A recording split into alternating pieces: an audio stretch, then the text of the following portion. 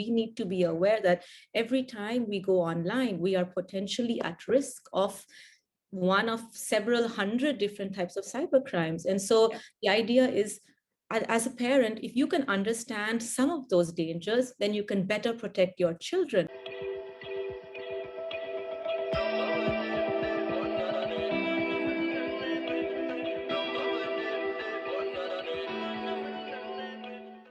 Hi, and welcome to another episode of Shift with Shubhra. I'm your host, Shubhra Venneti. I'm a professional astrologer, Akashic Records reader, and the host of Shift with Shubhra.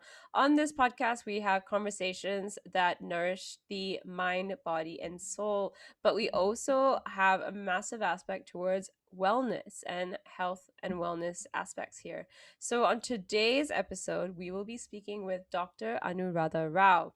And Dr. Rao is coming in as a cyber parenting expert. And what is that all about? So, Dr. Rao is an academic entrepreneur. She's a netizen as well as a parent, and she founded Cybercognizance to spread greater awareness about the opportunities and dangers of new technologies that have on individuals as well as corporations. She educates by combining cyber awareness and theory with a pragmatic and a practically applied approach. Um, Dr. Rao has a PhD in communications and new media from NUS, National University of Singapore, and she also has an MA in political science. And on today's episode, Dr. Rao is going to be talking all about cyber parenting, cyber safety, and safety when it comes to parenting. What do we need to know as parents, as young parents, and how early should we be starting cyber safety? And really, there's as she says it beautifully, there's no cut off time. You can always jump in on the bandwagon of whatever age your child might be, but maybe as young as 2 might be something that you can start looking into. So if you're an infant or toddler mom and you're wondering, oh, I've got time for this because my kid probably won't have a device till they're 12 or their own computer or whatever it is, it's still really important to get on the cyber parenting, like just have awareness about cyber parenting and how to navigate that journey as your child grows up, as new technologies are released all the time. So I hope you enjoyed today's episode. Do subscribe, share this episode with every parent or every single person that because technology today is great, but it also comes with its warning labels. And I think this conversation is super, super important for all of us out there. So thank you so much for tuning in, and I hope you enjoyed today's episode. Welcome, Dr. Rao, to the podcast. I'm so happy that you could join us on Shift with Shubhra. And I wanted to really just start this conversation with what is the cyber parenting aspect that you educate and run workshops and these services around cyber parenting? What exactly is that, and how did this journey really begin for you? Okay, sure. So first of all, thank you, Shubhra, for having me on your podcast. It's really nice to be able to tie in what I do, which is cyber parenting and cyber wellness, with what you do, which is looking at holistic aspects of wellness. So this is a great opportunity for me as well to show how those are linked. And so let's get down to the first question, which is, what is cyber parenting and why? And I would say the next question would be, why is it important? Why am I doing what I'm doing? Yes. And so, to begin with, very simply, and I've been told not to talk like a nerd because that's part of my identity. So I always am trying to make it, relatable in a non-academic way. So that's part of the journey as well, and I'll come to that later. Very simply, cyber parenting is understanding the strategies and techniques that a parent or a guardian needs to put in place. So, what are the rules that you need to put in place to keep your child safer online? But also, safety involves wellness and happiness. So, these are all tied together. So, that's in a nutshell what cyber parenting is. And my role is as a trainer and an educator to get more people to understand why they need to be aware of the dangers on the internet and why then they need to have a more of a hands-on approach to parenting their child as they are using the internet more and more. Yeah, because I was also quite shocked to start seeing that some schools even request children to start having laptops pretty young these days. And that was quite shocking, you know, like gone are the days where you go to the computer lab and start learning how to use Word for the first time or something. But to have your own computer, that must be quite a big concern for many parents these days, to how to regulate that and protect their children. Exactly. And that's how my own cyber parenting journey started. Because so I have two girls, and when my older one was 11, she changed school, and this a new school mandated that she have her laptop. Hmm. And suddenly it struck me that, oh, how am I going to keep her safe on the internet? Because up until then, I had been I've been able to control, for lack of a better word, control what content she could consume, because we have iPads at home and the TV, and there were timings, and I could monitor that. But with her own laptop, I started to wonder, okay, I am losing control. I'm not really sure what site she's going on. And so I started to investigate how I could ensure she was safe while not making her lose her autonomy. So there Hmm. was all these different competing ideas, but and my own personal background is with my PhD in communications and new media. When I was studying and researching here at NUS, my focus has always been to look at the negative or the unintended consequences of new technologies in our lives, because we often hear, oh, tech is always good. I mean, tech is good, but tech is also bad. And then it falls to us to be able to, dig a little deeper, do a little more research. Or if you can't do the research and you don't have the time, you call experts like me to then come in and then tell you, hey, this is potentially what could go wrong, and we can prevent it, and prevention is better than cure. So that's how the whole journey started as well. So then what is covered exactly in the cyber parenting courses? Because I understand also you cover different age ranges as well during your courses. That's right. So with cyber parenting, with the courses that I do, so they're very simple. They range from the basics, which is again, what exactly does cyber parenting entail? So like any aspect of parenting, so let's just go back a few steps. So what are the objectives of cyber parenting? It's to ensure that your child is safe online, but it's also to ensure that you work and communicate and you have rules in place and consequences in place that must be adhered to if your child doesn't follow those rules or guidelines. And so I work with parents to try and get them to incorporate cyber parenting as part of their regular parenting, because especially with COVID, you can't escape the fact that kids, I think as young as 2 or 3 years old, have their own tablets, or with long distance, with remote learning, everyone at every age has a device, and parents don't have the time or the energy. And we shouldn't be micromanaging them, but we should be able to manage, supervise, communicate with them. And so that's what the cyber parenting courses get parents to understand how to do this, in what are some best practices, what are some good guidelines. So that's one of the aspects. And the other aspects covers what are the top internet dangers for your children. And so I do cybercrime research. I'm a cybercrime educator as well. And with cyber safety education, you come to realize that there's a lot of dangers out there. And I'm not saying this to scare people, but just that we need to be aware that every time we go online, we are potentially at risk of one of several hundred different types of cyber crimes. And so Yeah. the idea is, as a parent, if you can understand some of those dangers, then you can better protect your children from some of those dangers. And so that's the way I come at it from it. What are the dangers? And once we know that, oh, okay, there's cyberbullying, there's sexual harassment, there's identity theft, there is what else? There's just many different types of abuse that happens online as well, and they are different. And you can't often see that the linkages immediately, but Yep. you will realize that once your child falls victim to one of these, then there's this process of both physical and emotional trauma that could accompany it. And so we need to be prepared to also learn how to deal with it. So my course also looks at, say, cyberbullying. What are the warning signs that your child is being a bully or being Mm. bullied? Because the two often go hand in hand. And what can you do as an intervention, but what can you do as a pre-intervention to ensure that your child may not even need to reach this stage of vulnerability. So those are some of the things that I cover in my cyber parenting course.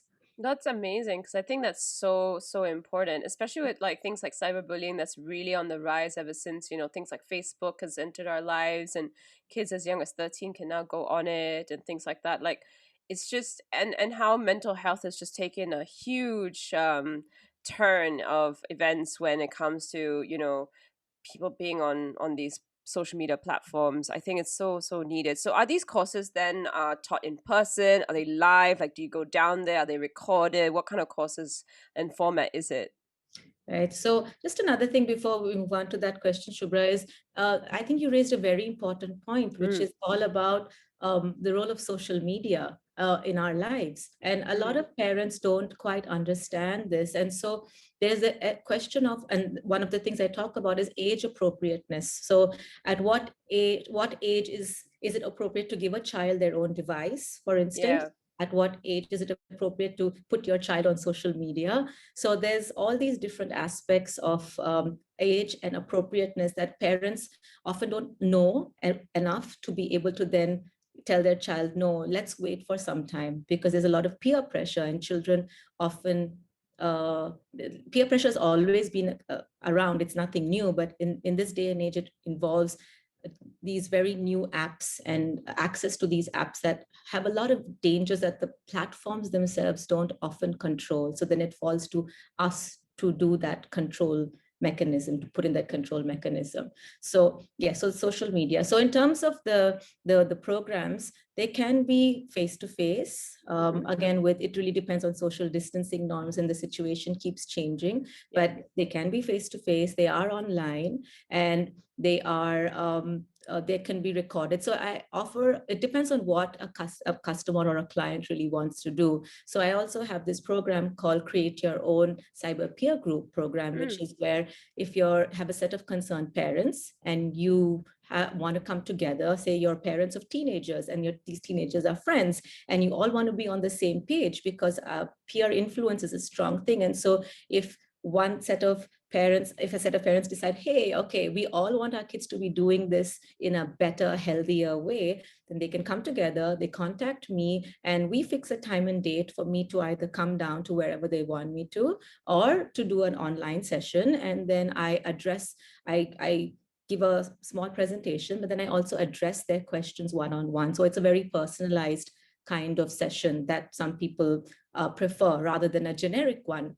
I mm, also have families that contact me to say, hey, we want this just for our family. And so can we do a session? So it can be very personalized, or it can be more generalized, because sometimes there's a lot of things that happen that people are a bit, they don't want to disclose too much about. It is very personal, internet use and its effects. There are a lot of negative effects that people may not want to tell in front of others.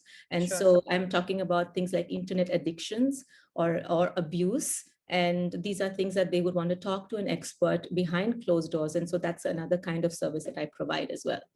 And I think that's really great because obviously, if you have more than, let's say, one child, let's say you have four children, all of them are going to be needing slightly different approaches and different tools in terms of keeping them safe online. So I think that's a really great service to be offering. Because I mean, is it because of statistics that you have recommendations on what ages children should have certain devices and things like that? Like, not to paint a very sad, difficult picture, but I think it's important for our audience to also know, like, what we all kind of vaguely know it, but what are the stats in that sort of sense should we be aware of?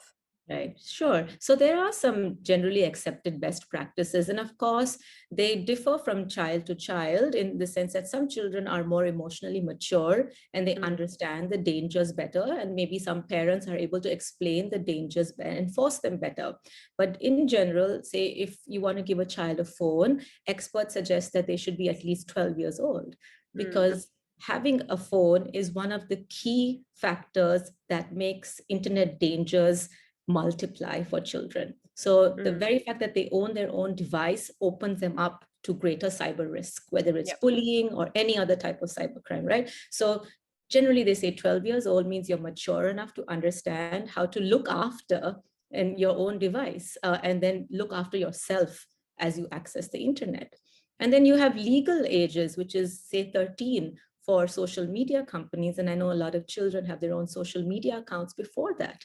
And Yeah. so these are legal implications also. And if something goes wrong, which could be any number of things, then there are repercussions that a parent and a child will have to go through together because they weren't aware when they ticked Mm, that box. And I understand this because there's a lot of apps out there and there's a lot of websites out there. And as a parent myself, I often struggle to find out or to understand if my child has suddenly moved on to the next website or the next app. So that's why we try and have systems in place that say, hey, if you want to use this new app, why don't you sit with me first? Let's look at it. And if we both think it's great, let's move ahead. And if not, let's mm, discuss why one of us doesn't think it's appropriate or one of us thinks it's appropriate. And so with the older children, that works. mm, With teenagers and say 13 and above. With younger kids, it's more, I mean, I'm happy to mandate a more top-down approach where, you can still have the controls in place and say, hey, this is the timing.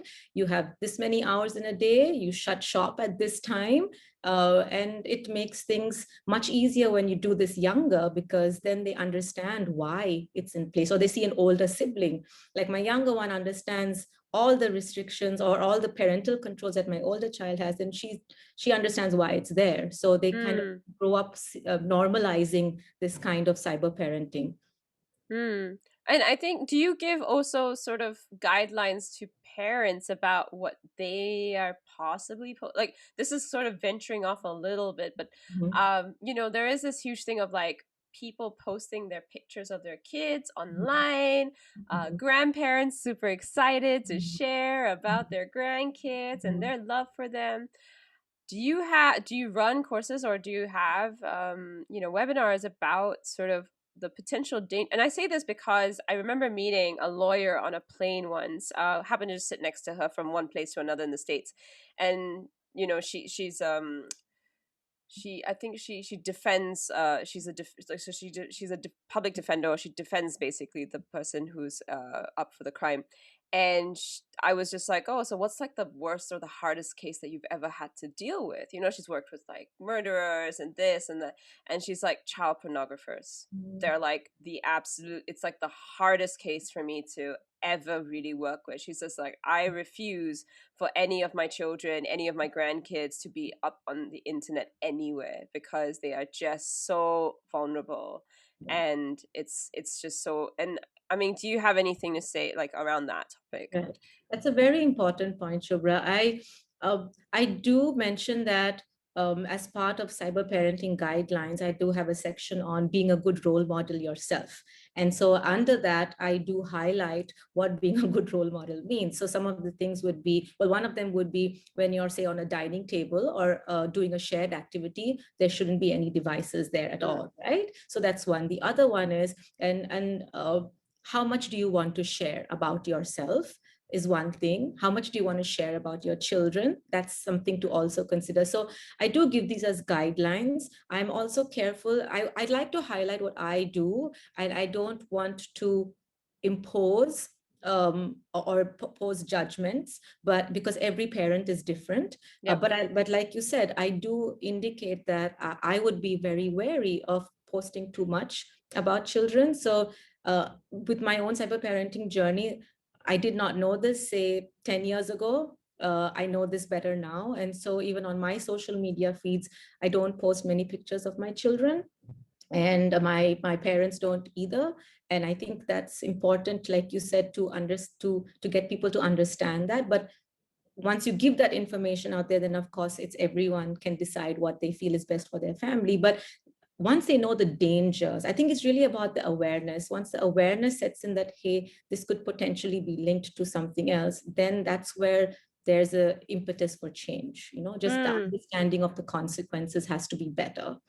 yeah. Yeah. Because I mean, how vulnerable are people, do you think? Like, what are some of the statistics out there that Uh, you might know?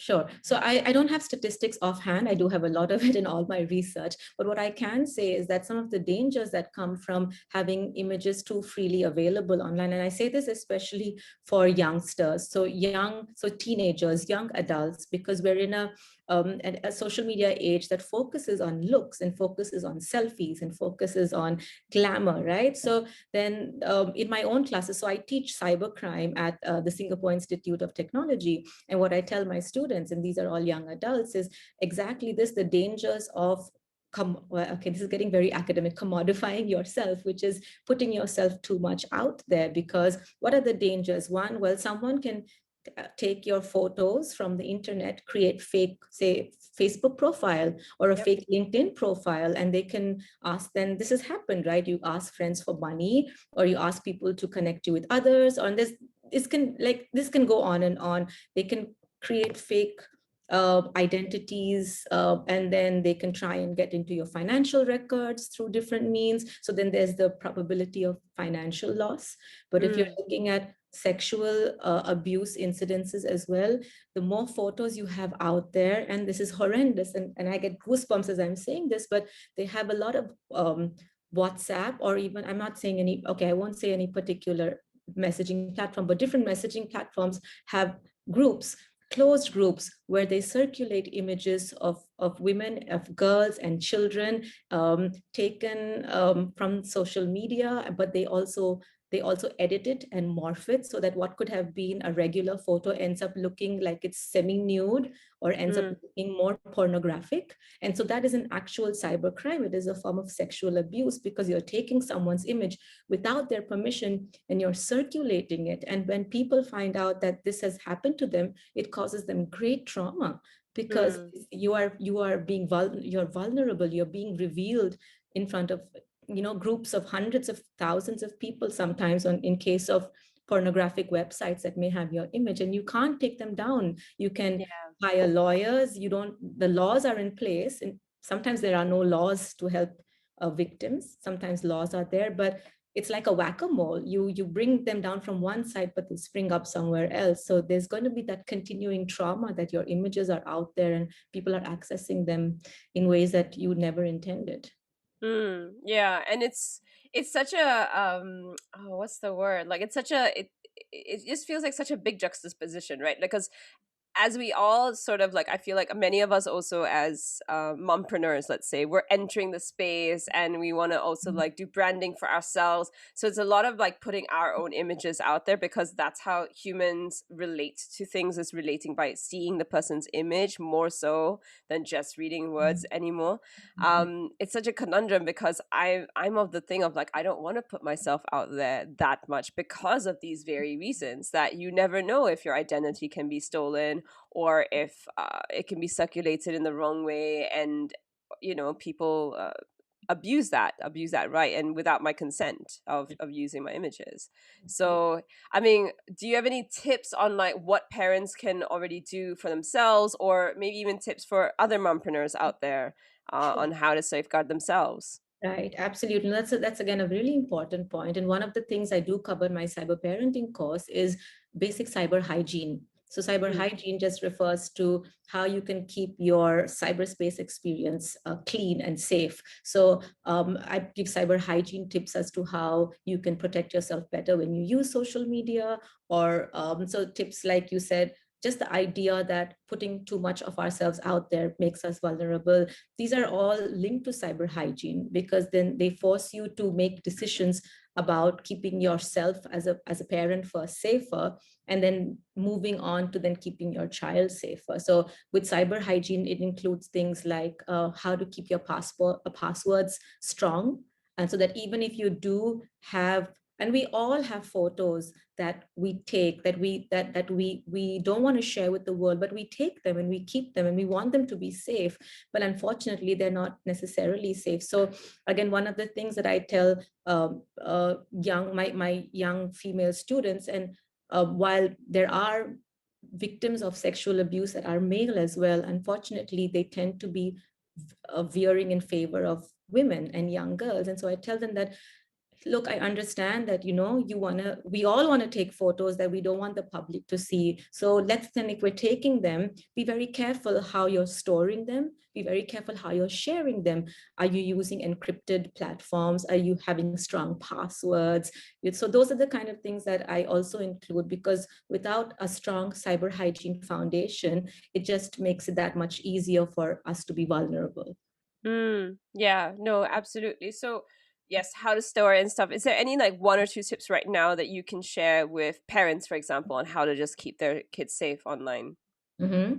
Okay. So if I think about, I'm trying to think about my own child or my own Mm, children. So one of the things that I do is I do use a parental control software, and there are many of them in the market. So again, it depends on what your objective is. And I would suggest getting a free trial of different types of softwares or apps and seeing what works best for you and your child. So one of the tips I would suggest is, especially for an older child, let them know that this is going to be part of their cyber experience, that it's not, I know they do take it for granted because mm, they're digital natives, they've grown up with the internet. But as a parent, our responsibility is that to keep them safe. And mm, they might not like it, but I equate it with, if you're sending your child out to a party or a dinner at night, you would want to know who they're going with. You wouldn't just yeah. let them go off without getting a phone number of a friend or a contact of where they're going. I know where many parents keep a track of their child's location on their GPS. And I think that's equivalent to what my parents used to do, which is at least know where I'm going if I'm going out at night. So I give that kind of comparison. It's good to let them go on the internet, but it shouldn't be a free for all for them. There are responsibilities that they should understand that they have when they use the Mm, internet, and it's our responsibility to enforce it. So that's what I would like to tell parents, that it shouldn't be a hands-off approach or it shouldn't be a very top-down approach, but it's something that you should develop with your child organically through conversations, but through empowering yourself with the knowledge and the skills first, so that you can mm, answer. I have to fend off questions from my children all the time. And so the fact that I know or understand um, the reasons why I do it, it makes them understand why I do it. They may push back, yeah. but they understand that it's their welfare that I'm concerned about. And it's not just about safety from physical harm, it's also about their well-being. So Mm, when I say access to content, I mean, there's just a crazy amount of inappropriate sexual violent content that children can have access to at the age that they should not have access to yeah. it at all. So again, we can't prevent it entirely. And I mean, generations of parents have tried and failed, but we can have better safeguards in place to ensure that even if they do access it, that they tell us, or we have that conversation about why. You can wait a few years before you really want to access it again, or just have that trial. And it's literally trial and error to find out what works best for you and your child. But it's something that should not be, it shouldn't be avoided. It's a Mm. tough decision, but it should be done. Yeah, no, absolutely. And I think, I mean, I remember before I became a parent, a friend of mine was telling me how she was watching her nephews watch Peppa Pig on like YouTube, and Peppa Pig turned into a very dark turn suddenly because someone had altered and basically messed it up a bit, so that there was like killing and this and that, and it was very disturbing. And she was just like, never go on YouTube to watch any of these child cartoons. Always do it on Netflix or Guy or whatever it is, like Disney Plus, because at least you know that it's coming straight from the streaming service, and it's not going to be altered or damaged in that sense, that the child then, because a lot of us just, oh, YouTube put then we go do something, and we just don't know like the very next video or what can just come in. And sometimes even the ads that come in on YouTube, for example, can Yeah. just be quite, just kind of, yeah, not so great for a young toddler or baby even, or infants, because we're giving to them quite young these days as well. Yeah. So just being very mindful about that. I think, I mean, unless you have anything to share on that front, but I wanted to go to our final question, which was really like, what is the shift that you want to create with your work, Dr. Anu?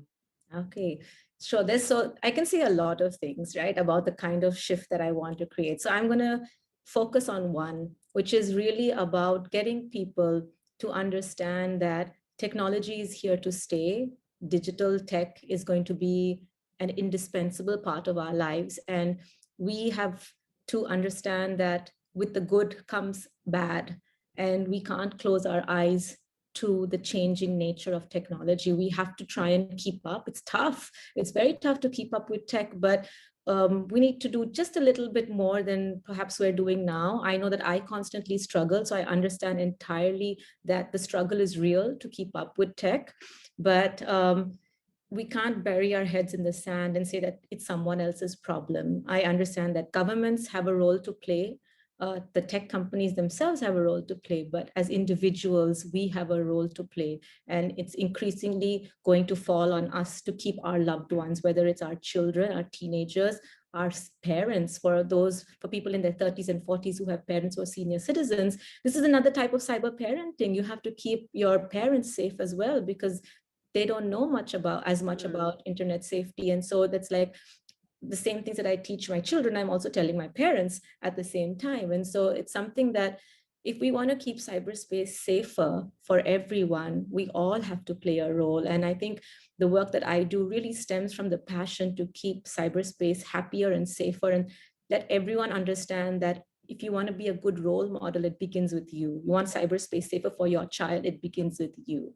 And that's the shift that I would like to see, all of us taking responsibility to make the internet a better place. Yeah, no, very well said. And I think that's so important for all of us out there who are interested in Dr. Anu's work. There will be the links down below in the show notes.